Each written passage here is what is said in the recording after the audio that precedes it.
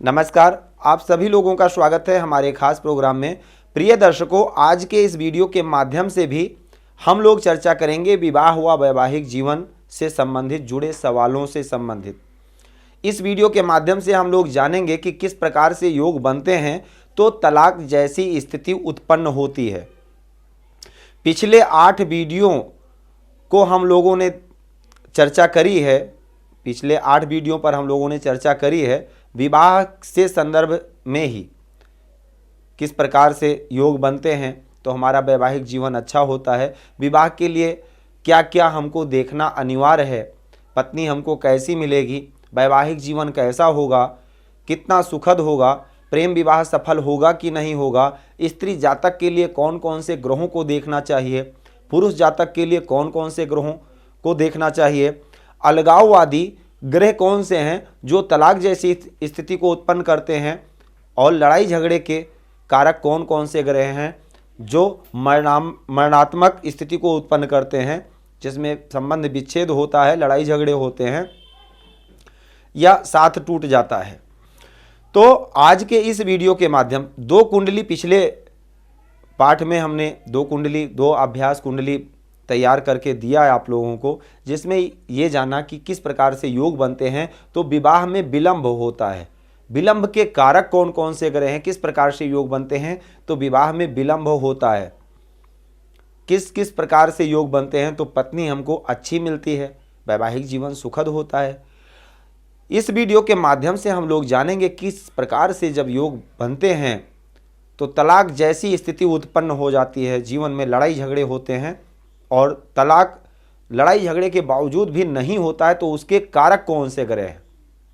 कई बार ऐसा होता है कि लड़ते झगड़ते रहेंगे, दिन में लड़ाई करेंगे, शाम को ठीक हो जाएंगे, लेकिन अलग नहीं हो पाएंगे। लाख प्रयासों के बावजूद भी स्थिति कुछ ऐसी बनती रहेगी, चाहे वो कोई ऑप्शन नहीं है, अलग होने के बाद हम करेंगे क्या, कहाँ जाएंगे, शायद ये या शायद बच्चे बीच में आ जाते हैं कि बच्चों का क्या होगा, बच्चों के लिए साथ रहना है। इस प्रकार के बहुत सारे प्रश्न होते हैं जिसके कारण लोग चाह करके भी अलग नहीं हो पाते हैं, लड़ते हैं, झगड़ते हैं, साथ रहते हैं, और किस प्रकार से योग बनते हैं तो अलग हो जाते हैं। बच्चों का भी नहीं सोचते हैं, लोग अलग हो जाते हैं। ऐसे बहुत सारी पत्रिकाएं हमने देखी हैं, बच्चे बड़े होने के बावजूद भी लोग अलग हो जाते हैं, और काफ़ी अच्छी उम्र में 50-50 साल में लोग अलग हो जाते हैं। ऐसे प्रश्न भी आए हैं सामने, किस प्रकार से योग बनते हैं। फिलहाल इस पत्रिका में हम लोग ये जानेंगे कि किस प्रकार से इस पत्रिका को साधारणतः अभ्यास के रूप में हम लोग देखते हैं। और देखना क्या है, सबसे पहले नंबर पर वही रूल जो कि आपको पीछे पाठ में हमने बता रखा है, भाव, भावेश और कारक। किसी भी भाव की विवेचना करने के लिए आपको केवल भाव, भावेश और कारक, इन 3 विषयों को ही विशेषतः देखना है। और इसकी पुष्टि के लिए आपको नामांश में जाना है या किसी और अन्य चार्ट में जाने की जरूरत पड़ेगी, अन्यथा विशेषता रिजल्ट आपको लगन चार्ट से ही मिल जाएगा। वो भी पुष्टिकरण मिलता है वहां से कि हाँ, ये बिल्कुल जो बन रहा है सही है या गलत है। और अगर लगन चार्ट अगर संकेत कर रहा है तो निश्चित है नामांश भी वही कहेगा, पुष्टि भी वही वो कर देगा। तो सबसे पहले नंबर पर किसी भी जातक की पत्रिका को देखने के लिए दाम्पत्य जीवन से संबंधित जुड़े सवालों से संबंधित उसके कारक तत्वों का ध्यान रखना है। स्त्री जातक की पत्रिका है या पुरुष जातक की पत्रिका है, इसका सबसे पहले ध्यान रखना है, क्योंकि स्त्री जातक के लिए कुछ अलग ग्रह हैं, पुरुष जातक के लिए कुछ अलग ग्रह हैं। तो सबसे पहले नंबर पर आपको देखना है लग्न, लग्नेश और चंद्रमा को, सबसे पहला विषय है, क्योंकि हम जिस जातक के बारे में बात कर रहे हैं वो यही है। इसका सवाल यहां से संबंधित है, सप्तम स्थान से संबंधित, लेकिन जातक ये है तो सबसे पहले नंबर पर इसकी स्थिति देखेंगे। भाव को देख लेते हैं तो भाव में शनि स्थित हैं। शनि राहु एक जैसा परिणाम देते हैं, शनि और राहु कहते हैं शनिवत राहु कुजवत केतु। शनि का लग्न में स्थित होना, दिग्बल से शून्य हो करके बैठे हैं, बैठे वृश्चिक राशि में है जो कि मंगल की राशि है, सम राशि है, मंदगामी ग्रह हैं, शनि की दृष्टि में दोष बताया गया है। इन सब बातों को आप ध्यान में रखते हुए आगे बढ़ेंगे। दूसरे नंबर पर भाव को अगर देखते हैं तो शनि बैठे हैं। ये बहुत अच्छी बात नहीं है कि शनि भाव में बैठे हैं। शनि राहु केतु जैसे ग्रह स्थित हो जाएं लग्न में तो बहुत अच्छी बात नहीं है।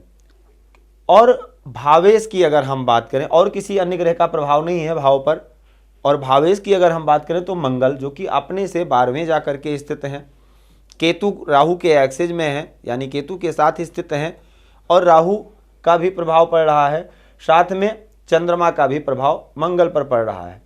तो एक अच्छी बात यही है कि भाग्येश का भी प्रभाव मंगल पर है।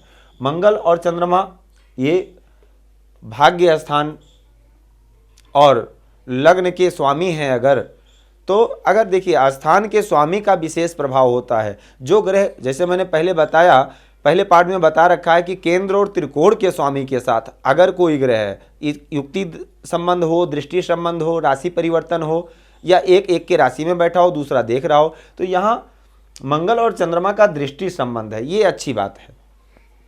लेकिन भाग्य 6ठे स्थान में है, ये बहुत अच्छी बात नहीं है। फिलहाल ये भाग्य की बात नहीं कर रहे हैं। एक शुभ ग्रह चंद्रमा जो कि मंगल को यानी लग्नेश को प्रभावित कर रहा है, ये अच्छी बात है। कारक की अगर बात करें तो यहाँ के कारक सूर्य हैं, लग्न के कारक सूर्य हैं, और सूर्य बैठे हैं तीसरे स्थान में।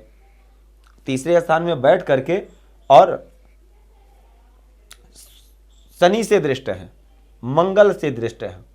मंगल भी केतु और राहु का प्रभाव लेकर के सूर्य को प्रभावित करते हैं। तो यहाँ पर कारक भी पीड़ित हैं और स्वामी भी पीड़ित हैं, यानी भावेश भी पीड़ित है, भाव भी पीड़ित है और स्वामी भी पीड़ित है, लग्न पीड़ित है। दूसरे नंबर पर चंद्रमा पर आते हैं, लग्नेश पीड़ित, लग्न पीड़ित, कारक पीड़ित। अब आते हैं चंद्रमा पर, तो चंद्रमा 6ठे स्थान में है। पहली बात, 6ठे स्थान में चंद्रमा। दूसरे नंबर पर राहु केतु और मंगल का प्रभाव है चंद्रमा पर। चंद्रमा पर यहाँ पर चंद्रमा की अगर बात करें तो चंद्रमा यहाँ पर पीड़ित हैं, पाप प्रभाव में हैं। दूसरे नंबर पर सूर्य से अगर देखा जाए तो दूर है चंद्रमा, तो ऐसा कह सकते हैं कि चंद्रमा शुभ है, शुभ स्थान के स्वामी भी हैं, लेकिन मंगल केतु और राहु से प्रभावित हैं। तो मन की गति कैसी हो सकती है, मन की स्थिति कैसी हो सकती है, वो भी मेष राशि में है चंद्रमा, तो आप समझ सकते हैं। तो यानी चंद्रमा भी पीड़ित है, लग्न भी पीड़ित है, लग्नेश भी पीड़ित है, कारक भी पीड़ित है। अब आते हैं सप्तम भाव पर। सप्तम भाव की स्थिति को अगर हम देखते हैं, क्योंकि यहीं से संबंधित प्रश्न है, दाम्पत्य जीवन से संबंधित, लाइफ पार्टनर से संबंधित, जीवन साथी से संबंधित, तो जीवन साथी का विचार करने के लिए सबसे पहले नंबर पर भाव को देखते हैं। स्त्री जातक की पत्रिका है, ये आपको विशेष रूप से ध्यान रखना है, ये पत्रिका स्त्री जातक की है। तो सबसे पहले भाव को देखते हैं, तो भाव में कोई ग्रह स्थित नहीं है, लेकिन दृष्टि किसकी है, शनि की 7वीं दृष्टि है, केतु मंगल की 8वीं दृष्टि है भाव पर।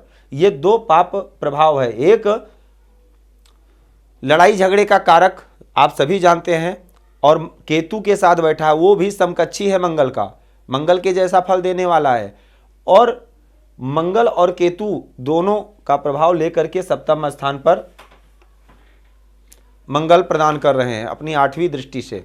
राहु का भी प्रभाव कहेंगे, क्योंकि संसर्गजा गुणा दोषा भवंतु, चंद्रमा का भी प्रभाव है। तो ये सप्तम स्थान को मंगल और शनि ये दो ग्रह प्रभावित कर रहे हैं, तो यानी भाव पीड़ित है। अगर भावेश की बात करें तो भावेश कौन बनेगा, शुक्र बनेंगे। अब शुक्र 2 नंबर के स्वामी हैं, यहाँ 2 नंबर की राशि है, सम राशि है, बहुत अच्छी बात है, ये भी हम लोगों ने पढ़ा है। भाव में शुभ ग्रह की राशि है, सम राशि है, ये अच्छा है। लेकिन अब भावेश कहाँ पर स्थित है ये देखना है।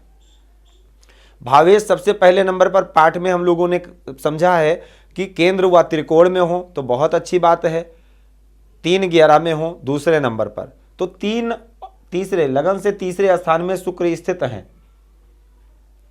तो ये बहुत अच्छी बात तो नहीं है, तीसरे में है लेकिन फिर भी अच्छा है। तीसरे भाव में स्थित है। दृष्टि किससे है, मंगल की 4थी दृष्टि पड़ रही है शुक्र पर, और शनि की 3री दृष्टि पड़ रही है शुक्र पर। बैठे किसके साथ हैं, सूर्य के साथ, अस्त हैं। सूर्य सेपरेटेड ग्रह हैं, यानी अलगाववादी प्रभाव देते हैं, शनि अलगाववादी प्रभाव देते हैं, मंगल लड़ाई झगड़ा करवाते हैं। यानी शुक्र पर 3 अशुभ ग्रहों का प्रभाव है। अगर केतु और राहु का ले लें तो 5 हो गए। मंगल की चौथी दृष्टि, शनि की तीसरी दृष्टि और सूर्य के साथ बैठे हैं। तत्कालिक मित्रता में अगर बात करें तो वैसे साथ बैठा ग्रह शत्रु माना जाता है। तत्कालिक, नैसर्गिक में अलग विषय है, लेकिन तत्कालिक में साथ बैठा हुआ। अब यहाँ पर सूर्य और शुक्र अगर एक साथ बैठे हैं तो शुक्र के लिए बहुत अच्छी बात नहीं है। शुक्र सेपरेटेड प्रभाव देते हैं, अलगाववादी प्रभाव देते हैं। शनि भी अलगाववादी प्रभाव देते हैं, यानी एक से अधिक, हमने पहले पाठ में बताया है कि एक से अधिक अशुभ ग्रहों का प्रभाव भाव भावेश व कारक पर पड़ जाए तो रिजल्ट खराब हो जाता है, फल खराब हो जाता है। तो यहाँ पर तो 4 ग्रहों का प्रभाव है। अगर मंगल केतु का प्रभाव, शनि व सूर्य का प्रभाव शुक्र पर भी है, सप्तम भाव पर भी है। अब शनि देव अलगाववादी प्रभाव देते हैं, सूर्य अलगाववादी प्रभाव देते हैं, मंगल और केतु इन पर का भावेश पर और भाव पर दोनों पर दृष्टि डाल करके लड़ाई झगड़े के योग बनाते हैं। अब स्त्री जातक की पत्रिका है तो इसके लिए कारक को भी देखना है, इस चर कारक को भी देखना। अब स्थिर कारक तो खैर शुक्र ही हैं, आपको उनको समझ ही लिया सप्तम स्थान के, लेकिन चर कारक जहां पर बात स्त्री की आएगी तो उसके लिए सबसे पहले नंबर पर किनको देखना है? 3 पुरुष ग्रह बताए गए थे, मंगल, सूर्य, गुरु। विशेषतः गुरु को विशेष रूप से ध्यान रखना है, क्योंकि गुरु ही धर्म के कारक हैं, अध्यात्म के कारक हैं, सुख के कारक गुरु हैं। पुरुष ग्रह हैं, विवाह, शादी, संतान आदि के सुख गुरु ही देते हैं। तो गुरु का प्रभाव, गुरु को पहले नंबर पर गुरु नीच राशि के हैं, गुरु सूर्य के साथ हैं, गुरु पर भी 3 अशुभ ग्रहों का प्रभाव है। तो यहां पर गुरु भी पीड़ित हैं। सूर्य पुरुष ग्रहों में अगर कहा जाए तो सूर्य भी प्रभावित हैं, मंगल भी प्रभावित हैं और गुरु भी प्रभावित हैं। तो 3 पुरुष ग्रह जो हैं ये 3 के तीनों पीड़ित हैं। अब इसके आगे बचता है क्या? फल को समझने के लिए लगन चार्ट ही आपको बहुत अच्छा आंसर दे रहा है। अब यहां पर तलाक होगा कि नहीं होगा, इसको समझने के लिए क्या समझना है आपको? संक्षेप में इतना समझ लीजिए, सप्तम भाव, भावेश और कारक, इन पर अगर गुरु का प्रभाव हो, विशेषतः गुरु का प्रभाव सप्तम स्थान पर हो, गुरु लगन में बैठे होंगे तो 7वीं दृष्टि से देखेंगे, एकादश में बैठे होंगे तो 9वीं दृष्टि से देखेंगे, तीसरे बैठे होंगे तो 5वीं दृष्टि से देखेंगे। गुरु की दृष्टि अगर सप्तम पर पड़ जाए, सप्तमेश पर पड़ जाए, कारक पर पड़ जाए, विशेषतः सप्तम भाव पर पड़ जाए और भावेश पर पड़ जाए तो तलाक हो नहीं पाता है। लड़ाई झगड़े करेंगे, रहेंगे साथ ही। तो यहाँ पर कुछ इस प्रकार से स्थिति बनी है। बृहस्पति भले ही नीच हैं, बृहस्पति भले ही अशुभ प्रभाव में हैं, भले ही साथ में एक साथ वार्तालाप ना करें, प्रसन्न चित्त ना रहें, लड़ाई झगड़े से ही रहें, लेकिन रहेंगे साथ ही, इस प्रकार के योग में। अब तलाक के लिए विशेषतः राहु का प्रभाव अगर पड़ जाए, अगर सप्तमेश, देखिए तलाक के लिए बिल्कुल विशेष लड़ाई झगड़ा और बिल्कुल सेपरेटेड अलग होने के लिए एक विशेष बात और देखनी है आपको कि राहु का प्रभाव अगर सप्तमेश वह सप्तम पर पड़े, क्योंकि राहु ही योजना के कारक राहु हैं, भ्रमता की स्थिति राहु ही देते हैं। एक अच्छे से योजना के तहत अगर लड़ाई झगड़ा प्लानबद्ध तरीके से कोई भी अगर षड्यंत्र रचा जाएगा तो उसके कारक राहु हैं। विशेषता अगर राहु का भी प्रभाव सप्तमेश लगनेश पर पड़ जाए तो उसका कुछ अलग प्रिडिक्शन हो जाएगा। अगले वीडियो के माध्यम से हम लोग विशेष समझेंगे कि किस प्रकार से योग बनते हैं।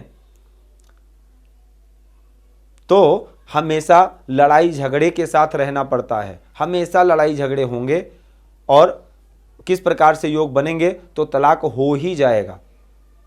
तलाक के लिए और किन किन चीज़ों को विशेष रूप से आपको देखना होगा। फिलहाल ये वीडियो तलाक पर भी है और लड़ाई झगड़े पर भी है। लेकिन विशेषता गुरु का प्रभाव होने के कारण हम ऐसा कहेंगे कि ऐसे लोग आजीवन लड़ते झगड़ते रहेंगे, लेकिन फिर भी तलाक की स्थिति नहीं हो पाएगी। लेकिन जबकि अगर देखा जाए तो अलगाववादी एक से अधिक ग्रहों का प्रभाव है। तो आज के लिए सिर्फ इतना ही। आप सभी लोगों का बहुत बहुत धन्यवाद। जय सिया राम। भूमि, भवन, वाहन, धन संपत्ति, शादी, व्यापार एवं संतान आदि से संबंधित समस्याओं से हैं परेशान और चाहते हैं उसका संपूर्ण निदान, तो ज्योतिर्विद अमरीश तिवारी जी से तुरंत संपर्क करें। हमारे संपर्क सूत्र हैं 9718504998। हमारे यहाँ वैदिक ब्राह्मणों के द्वारा सभी प्रकार के पूजा पाठ, कर्मकांड, यज्ञ अनुष्ठान, विवाह, गृह कलेश, काल सर्पदोष व नवग्रहों की पूजा आदि कराई जाती है। हमारे यहाँ सभी प्रकार के यंत्र, राशि रत्न, कवच, जन्मपत्री एवं रुद्राक्ष सिद्ध किए जाते हैं।